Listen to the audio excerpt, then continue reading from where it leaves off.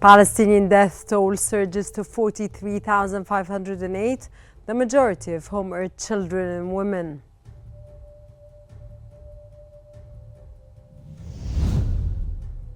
The United Nations condemns the staggering number of civilians killed in Israel's war on Gaza, stating that women and children comprise nearly 70%.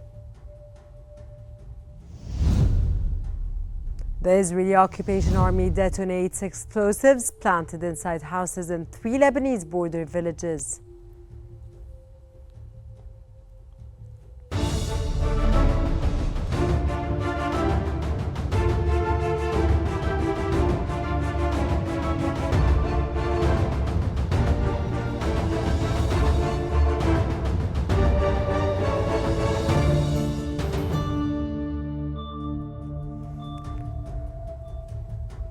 It's almost 8 p.m. local time and you're now watching Qnews. We start the latest developments in Gaza.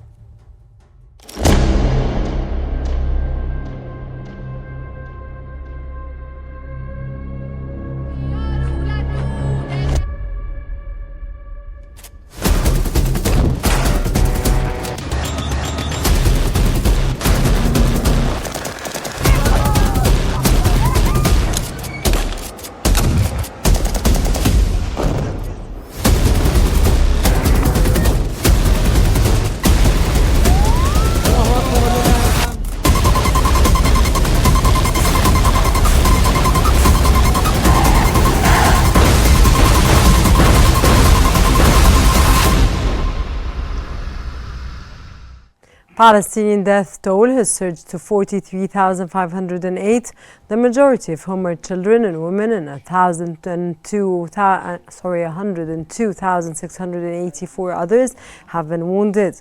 The Israeli occupation army committed 3 massacres against families in the Gaza Strip over the past 24 hours, resulting in the killing of 39 civilians and the injury of 123 others, according to medical sources.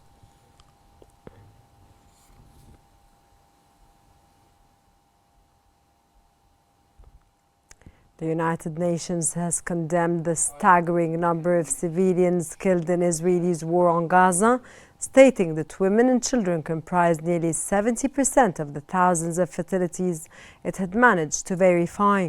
The United Nations Rights Office said it had verified 8,109 of over 34,500 people reportedly killed during the first 6 months of the war, noting that nearly 70% of those verified were children and women.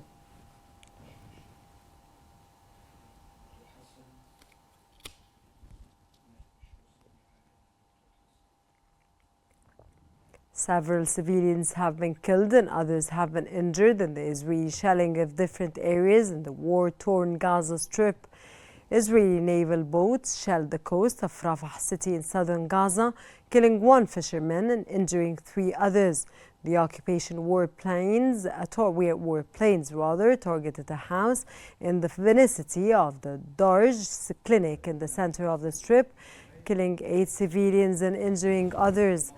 2 civilians were also killed and others were injured in the occupation shelling targeted a tent for displaced people in Qnews and south of the strip.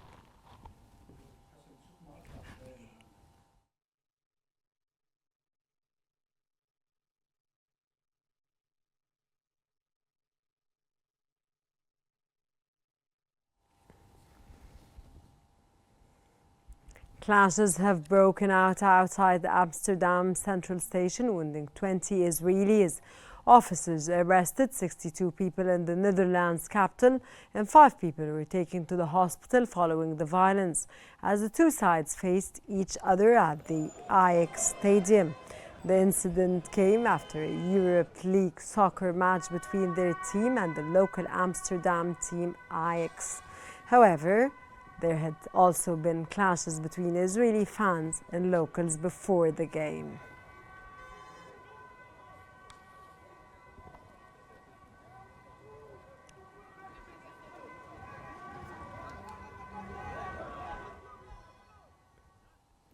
Israeli occupation forces have intensified their bombardment of Gaza, triggering mass evacuations and casualties.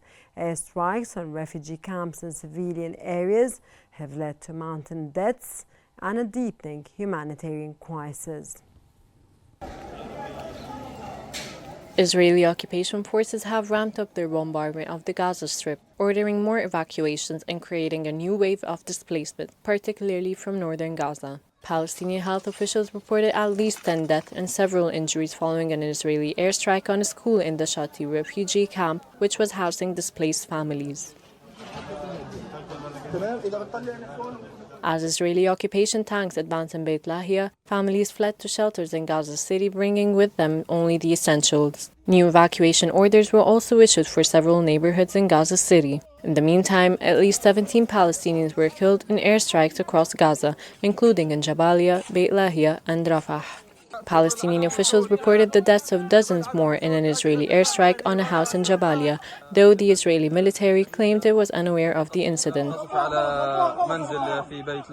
As Israel continues carrying out its plan of ethnic cleansing, residents said no aid has entered Jabalia, Beit Lahia, or Beit Hanun since the escalated operation began on October 5th. As the violence continues, many Palestinians remain anxious over the political impact of the upcoming U.S. presidential transition, with some fearing a stronger alliance between Israeli Prime Minister Netanyahu and Republican President-elect Donald Trump. For more analysis, we now move on to Mona in our newsroom. Mona? Thank you so much, Rana. And for further analysis on the situation in Gaza, we're joined from Jordan by Hassan Daga, Professor of Strategic Studies. Good evening to you, sir. Good evening to you and all. Thank you so much. And can you provide us on the updates on the status of the ceasefire negotiations in Gaza, and what are the main obstacles in achieving a lasting agreement? I think the obstacles come from Israeli government. We have seen the change of the Minister of Defense and the Minister of Foreign Affairs, and that Netanyahu has strengthened his alliance in this government. So he become more stronger than before.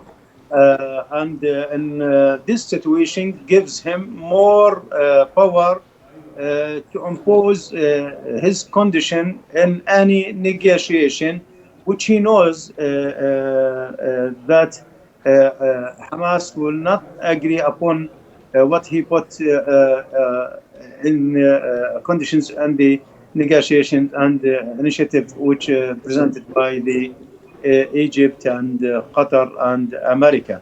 So the main thing is Netanyahu he don't care about the hostages. He don't care about their life. He cares about himself to remain in the office as long as he could stay. Yes.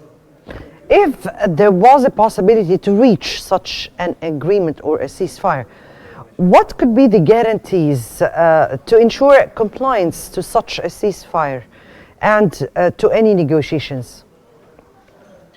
Even the negotiations success to reach a point of exchange the hostages and prisoners of Palestinian in Israeli jails, I think Netanyahu will continue to violate this negotiation, or even if they come to ceasefire, after that he will claim that Hamas has broken this agreement and he will start again. I don't think Netanyahu wants to stop in some stage in Gaza. He wants to retain Gaza as it is before 2005, and he wants to establish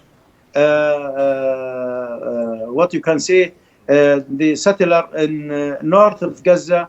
And since now he is occupying most of Gaza from south to north, even near to the Philadelphia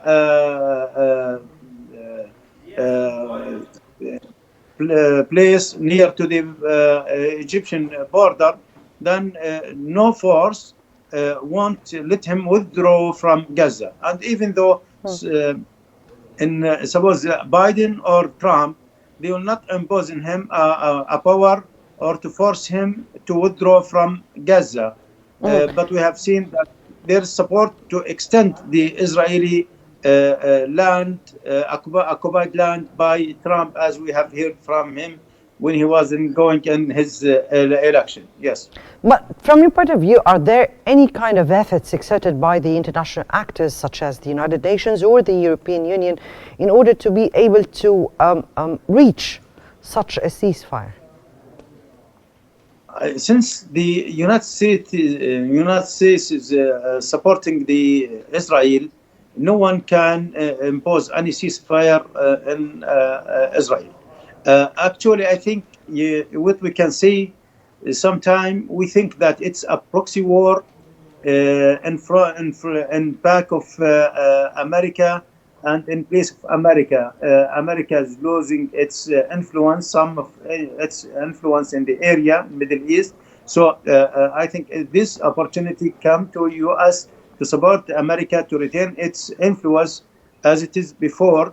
And even there's dreams of Netanyahu and the extremist government in Israel to extend their land and to have more Palestinian land in West Bank and in Gaza at the same. As the Israeli government thinking that it was going to success in the south Lebanon and to occupy some kilometers in the south, but it's not succeed. And they are losing many hundred of soldiers, maybe come to thousands in soldiers in South Lebanon. So I think if there is no ceasefire, that the ceasefire will become in a side of Israel, not a side of Lebanon or Gaza.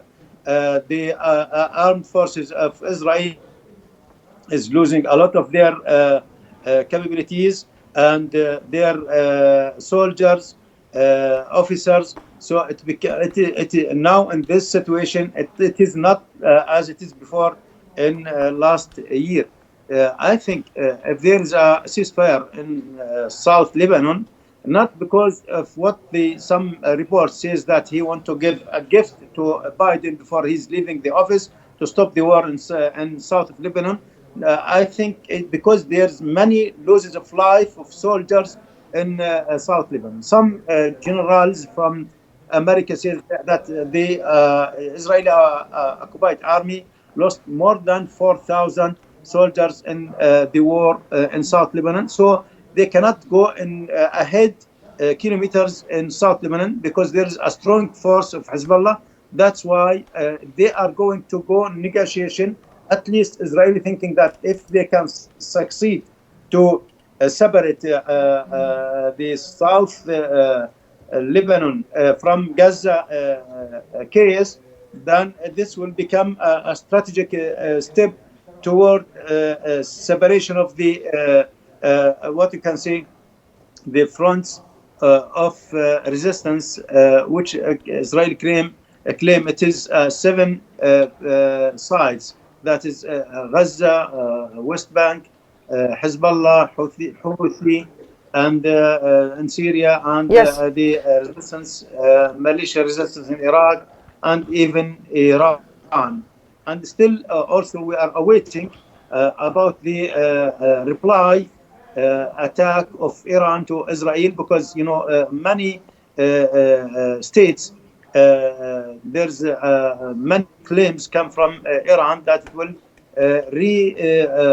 attack Israel again because it's attacked Iran last time. Yes. If I may ask you here, only a limited time is left here for the presidency or for the Biden administration. Do you think any significant actions can happen to influence the situation in Gaza before the end of this administration? I think Netanyahu is not caring about Biden and his administration, so there will be no significant. If he wants to give a significant thing, he will give it to Trump, because he thinks that he will make a good alliance with Trump to finish his war. And since Trump is saying he wants to finish the war, no one knows in which way he wants to finish the war. Maybe he will go give more lights for more destruction the infrastructure in Gaza or in South Lebanon, that will force the resistance to give up and to go in a political negotiation to stop the war. So this is until now there's no clear vision what will happen in the 2 months of transmit the power from Biden to Trump next January. Yes. Yes. Yes, that of course remains to be seen. From Jordan, that was Hassan Dajah, a professor of the strategic studies. Thank you so much for your insights and for your analysis. And back to you, Rana. U.S. Defense Secretary Lloyd Austin has said that Israel had made some progress in getting assistance into Gaza, but more efforts are needed. The United States told Israel in a letter last month that it must take steps to improve the humanitarian situation in Gaza or face potential restrictions on U.S. military aid. Austin said he emphasized the issue every time he spoke to the former Israeli minister, Yoav Gallant. They have made some progress, Ellie, to answer your question. More needs to be made. But he was very deliberate in terms of going after those things that we asked him to do. The U.S. State Department has said that the United States has had conversation with Israel about establishing the inaugural meeting of a channel for Washington to raise and discuss civilian harm incidents in Gaza. State Department spokesman Matthew Miller stated that the first meeting has not yet taken place, but the United States was hoping it would happen in the next few weeks or two in person. But we're hoping to land that meeting and have it take place in the coming days, in the next week or two. It's something that continues to be a priority for us. When it comes to the United States proposed a new channel to raise and discuss civil harm incidents with Israel in a letter sent by Secretary of State Antony Blinken and Defense Secretary Lloyd Austin last month, which gave Israel a month to take steps to improve the humanitarian situation in Gaza or face potential restrictions on U.S. military aid.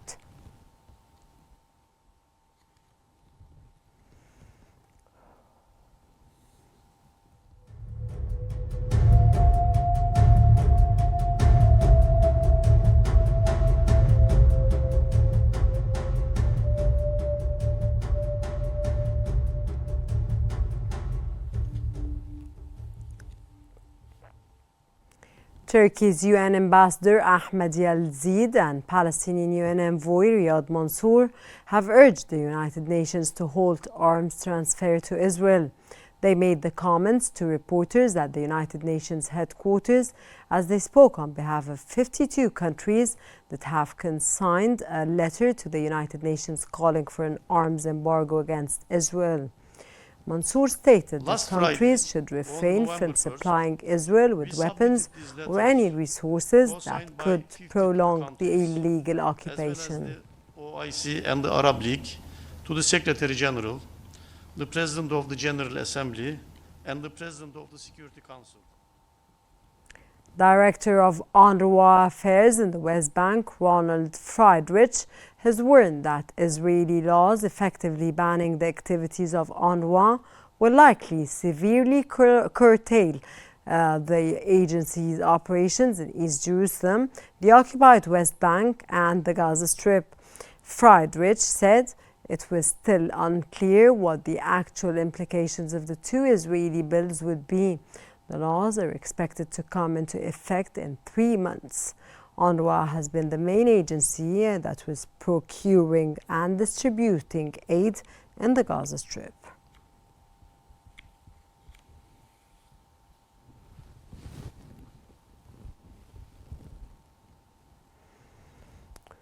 According to local residents, Israeli decision to terminate its agreement with the United Nations Relief and Works Agency for Palestinian Refugees in the Near East, UNRWA, will cut off the lifeline of Gazans. The Israeli Foreign Ministry previously notified the United Nations of the cancellation of the 1967 agreement recognizing UNRWA In a statement, the ministry said that the UNRWA would be replaced by other international organizations. The Commissioner General of the UNRWA said that Israel's ban on UNRWA will lead to the collapse of the humanitarian system in the Gaza Strip with catastrophic consequences. The spokesman for the United Nations Secretary General said that the United Nations has written to the Israeli Foreign Ministry reminding them of their obligations under international law.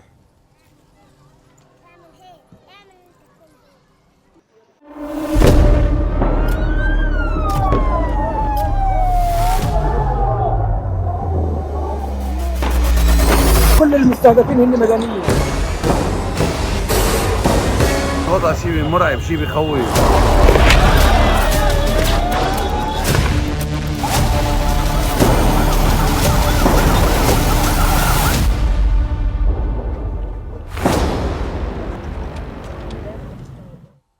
The Israeli Occupation Army has detonated explosives planted inside houses in 3 border villages that have been battered by the war.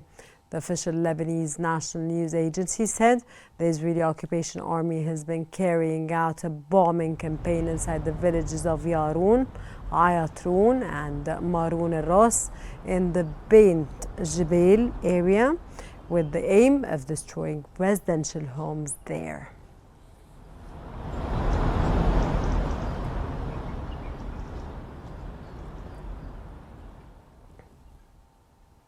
Israeli strikes have damaged roads near the Masna border crossing in Lebanon's eastern Beqa Valley, hindering the journey of the Lebanese people seeking refugees in Syria. Over the past month, the main road to the Masna border crossing has been bombed twice, creating a large crater less than 3 kilometers from the Syrian border. Displaced Palestinian-Lebanese civilians were spotted carrying their belongings across a crater near the border.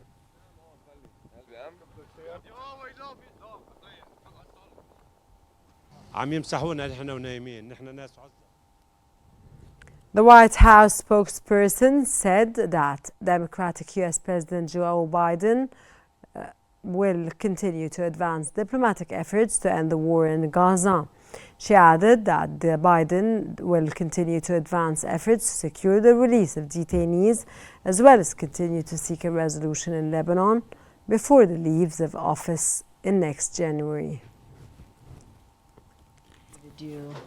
And as well as our efforts to get to a resolution in Lebanon that ensures citizens on both sides of the Blue Line can safely return home. Lebanon's caretaker health minister, Firas Abiad, has said necessary measure must be placed on Israel to ultimately bring the fighting in Lebanon to an end. Abiad also stated that his country has endured one crisis after another, but the current war is the worst of them all. He added that everyone has a duty to halt conflicts, especially when these conflicts involve clear and explicit violations of international laws and treaties.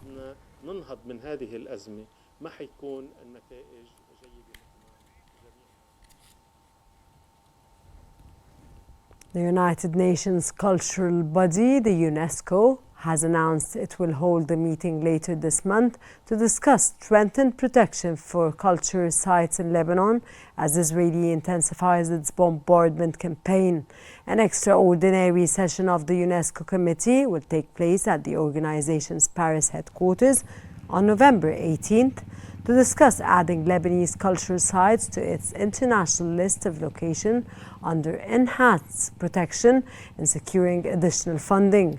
Around 100 members of Lebanon's parliament sent an urgent message to the UNESCO calling for the protection of the country's heritage.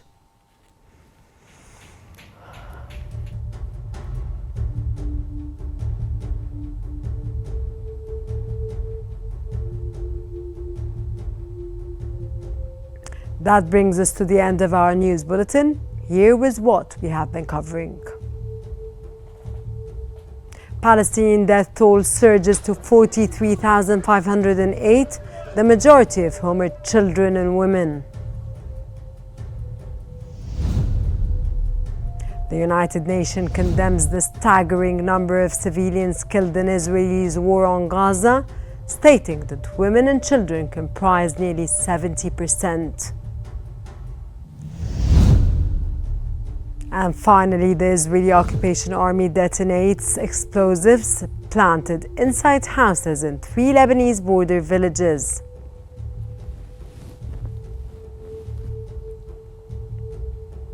This concludes our news bulletin for this hour. Don't forget to follow Qnews on YouTube, Facebook, X, Instagram and TikTok at QNewsEG to stay informed. Thanks for watching and stay tuned for more coming up here on Qnews.